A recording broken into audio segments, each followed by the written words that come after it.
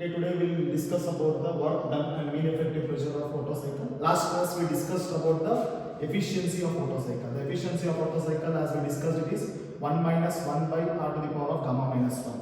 Already I discussed about the PV and TS diagram. So similarly, the same PV and TS diagram we will use to determine the work done as well as the mean effective pressure of the Otto cycle. Okay. So 1 to 2 is the isentropic expansion. Again 2 to 3 is the constant volume process, that is the isobaric process. Isoporic process. When the constant volume is an isoporic process, 2 to 3 is the heat addition, 3 to 4 is isentropic expansion, 4 to 1 is again it is the heat rejection. That is again the isoporic process. Okay. So before that, already I told in the first video that P2 by P1 is equals to P3 by P4 is equal to V1 by V to the power of gamma. Whereas V1 by V2 is taken as a compression ratio R. So I can take in the place of V1 by V2, I can take it as R to the power of gamma. And we have RP. RP is another parameter which is called as a pressure ratio, which is given by the formula P3 by P2 is equal to P by P4 by P1 can be written as RP. These two parameters are very important in order to determine the mean effective pressure of the Otto cycle. Whereas R is the compression ratio and RP is the pressure ratio. Now we will derive the equation for work done. Work done for the process. So here we will consider the isentropic expansion and compression formula, that is total work done is equals to work done during expansion process minus work done during compression.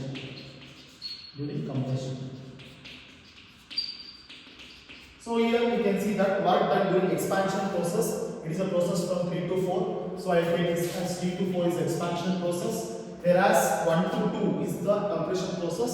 So I take as 1 to 2 is the process. Now what I will do, I have a general formula for the isentropic expansion, that is 3 to 4, and take V3 minus, this is the V4 whole divided by gamma minus 1. This is the formula for the work done during the expansion process. So you can see that 3 to 4 is expansion process.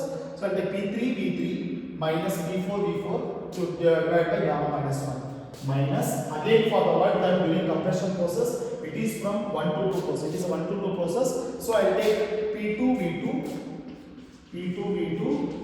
minus P1 V1 whole divided by gamma minus 1. Okay, so here you can see that the 1 to 2 process, because the pressure 2 is more, so I will take plus P2 V2 minus P1 V1. Here the pressure P3 is greater than that of P4, so I will take P3 V3. So this is the formula. Now what I will do, I separate these terms.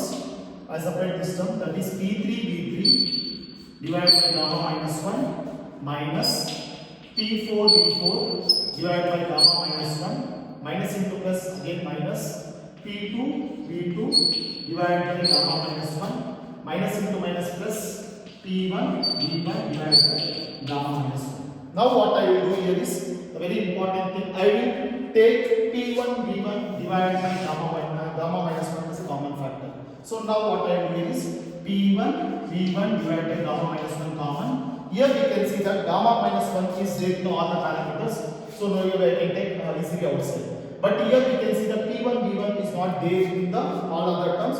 So as we know that the basic mathematics that we have to take P1 V1 in the numerator and the denominator, like LCM. Again P1 V1 into P1 V1. Similarly here into P1 V1 into P1 V1.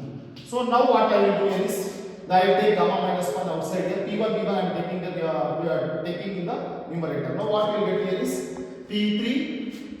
So I can write like this one, gamma minus 1 is outside, so P1 is outside, so I can take P3 V3 divided by P1 V1. Again here, again minus P1 V1 I have taken outside, so gamma minus 1 is outside, so I can take this as P4 V4 divided by P4 V4 divided by P1 V1. Similarly here minus P2 V2 divided by gamma minus 1. P2 divided by gamma minus 1 already I have taken outside, so I get P1 V1. This entire term I get as this one. So we can see that P1 V1, again I repeat this, I am the P1 V1 by gamma minus 1 I am taking outside. So I will get P3 V3 by P1 minus P4 V4 divided by P1 V1 minus P2 V2 divided by P1 V1 plus 1. Okay, so I am taking this as a common factor.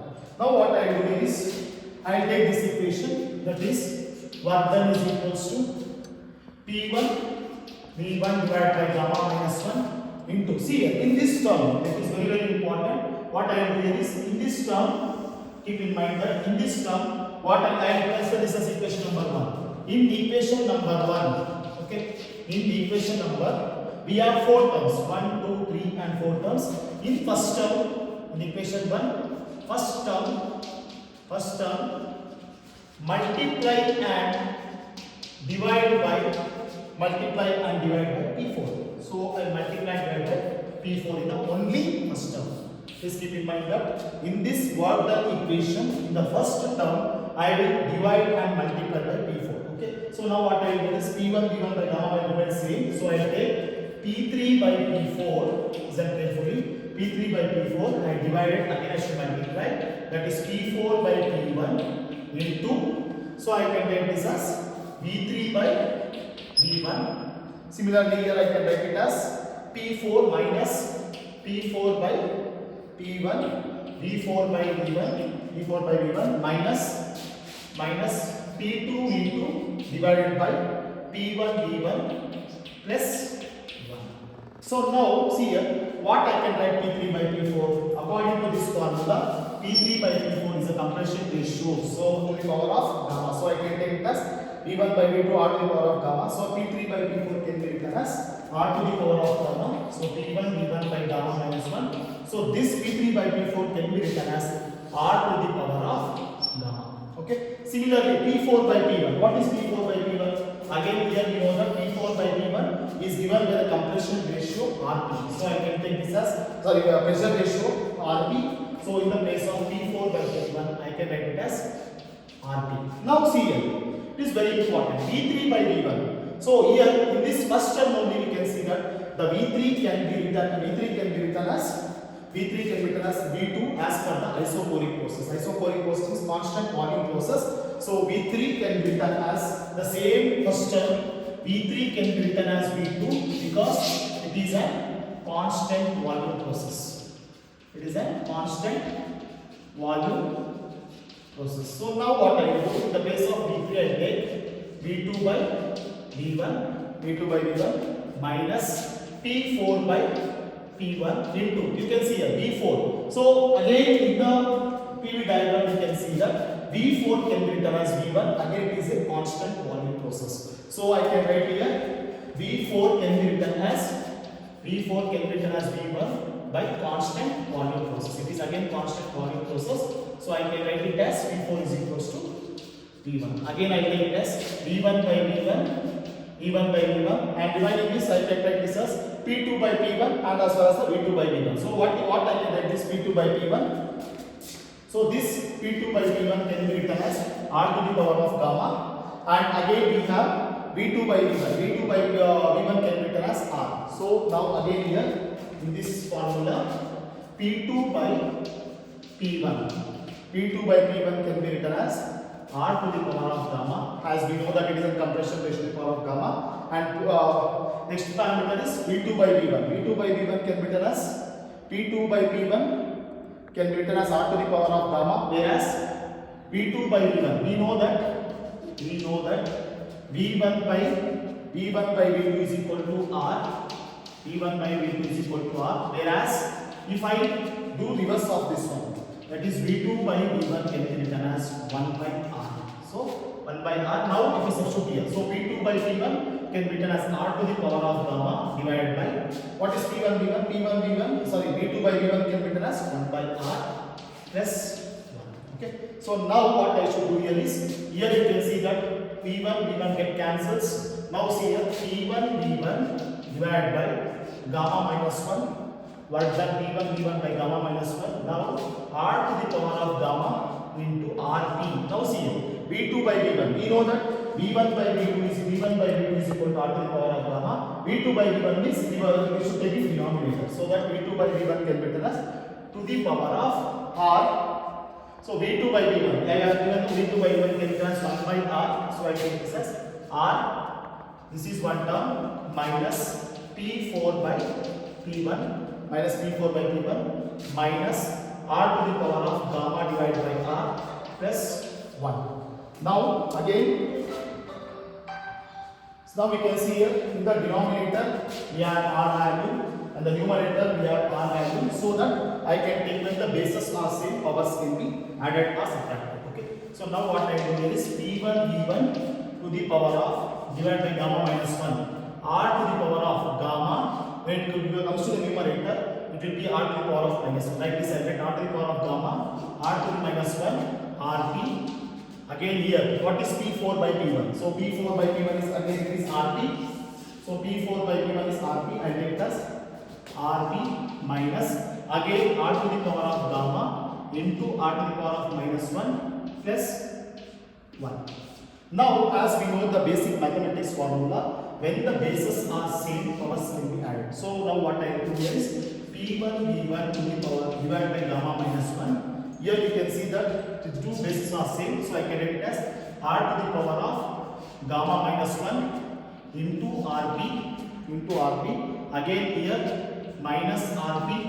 Here you can take it as R to the power of gamma. Again here when the two bases are same, R to the power of gamma minus 1. Here it is plus 2. Now we can see here, here we can see here R to the power of gamma minus 1 is common. Again R to the power of gamma minus is common. So I can write this as P1 V1 divided by gamma minus 1. Now what I do is R to the power of gamma minus 1, R to the power of gamma minus 1 I take common. R to the power of gamma minus 1 if I take common. So here is RP minus 1. So you get RP minus 1. Again you can see that minus, here you can take minus. Here RP is there, here plus 1 is there. If I take minus common, I can get minus RP minus 1. So if you change this one, here R to the power of gamma minus 1 is common, here I took outside. So RP minus 1 is again common, here I have taken the R to the power of gamma minus 1 is taken. So RP minus 1. Minus if I take common, minus into minus 1 is RP minus 1 will get. So that now what I will do, I will take RP minus 1 common here.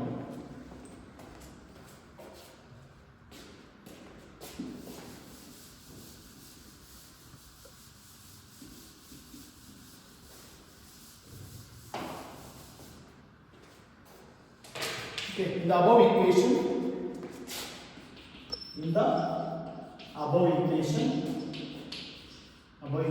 take RP minus 1 common. So now what I get here? So 1 then is equals to P1 V1 divided by gamma minus 1.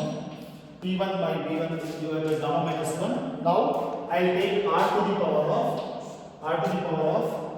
gamma minus 1 into, so now I can take this is common, RP minus 1 is common, so I take as again RP minus 1 is the common factor. So that I can take P1 V1 divided by gamma minus 1 into R to the power of gamma minus 1 divided by minus 1 into RP minus 1. This is the total work done in the Otto sector. Next we have to determine the mean effective pressure. So as we know that what is the general mean effective pressure formula. So mean effective pressure MEP, mean effective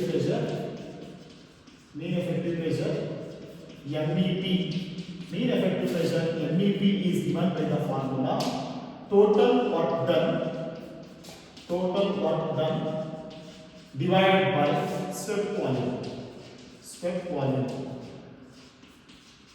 Okay, so as we know that what is swept volume is V1 minus V2. This will be the swept volume. We are considering this as a swept volume, that is V1 minus V2 is swept volume. So that I can write mean effective pressure is equals to total work done is P1 V1 divided by gamma minus 1 into R to the power of gamma minus 1 minus 1 into RT minus 1 whole divided by swept volume is given by the formula V1 minus V2.